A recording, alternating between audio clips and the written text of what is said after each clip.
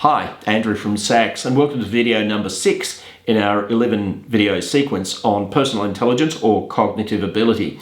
And you'll see earlier in this sequence we talked about issues like where does cognitive ability come from. In this particular video we'll be talking about mental illness and cognitive ability. Is there a relationship? Well, it turns out that there is a relationship. Smarter people may well be mentally ill, but it happens less often than people with lower levels of cognitive ability. Let's look at the evidence. Now, a breakthrough in the understanding of mental illness has been the discovery of the thing called the P factor, a psychopathology factor.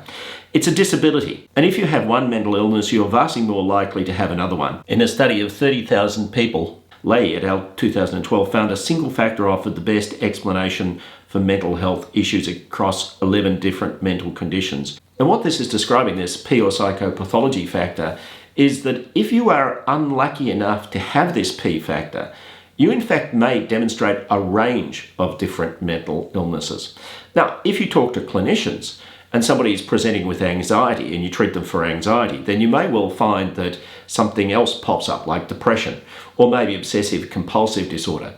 What happened in that big mathematical study that we've just described is that the data was tipped into a giant pot, and this is big data, 30,000 people, and there was such overlap between these mental illnesses that in fact it suggested that there was some kind of super factor, as we would call it in statistics, behind all of this, and that's the psychopathology factor. Now, the interesting thing about that is that there's a strong genetic driver to that, and you get heritability estimates of this characteristic of 50 to 60%. But what about cognitive ability? Well, P correlates with G.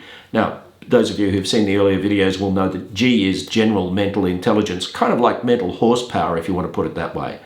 But what these studies demonstrated is the higher your cognitive ability, the higher your G, the lower in average your P will be. And that means that you will tend not to be so mentally ill. So we know that people with a high P factor do worse on IQ tests. It's been associated with neurocognitive functioning, increased cognitive decline, slower processing speed, worse working memory, and deficits in intellectual functioning characterize this characteristic called P. So this is another blessing of high cognitive ability, lower mental illness. Now that doesn't mean, of course, that at an individual level a genius can't be mentally ill. Of course that happens. But at a population level, there are lower levels of mental illness in amongst people with high cognitive ability than people with low cognitive ability. The next video in this sequence will be about work performance and behaviour in its relationship to cognitive ability. So to join us for that interesting topic, click on the link near this video.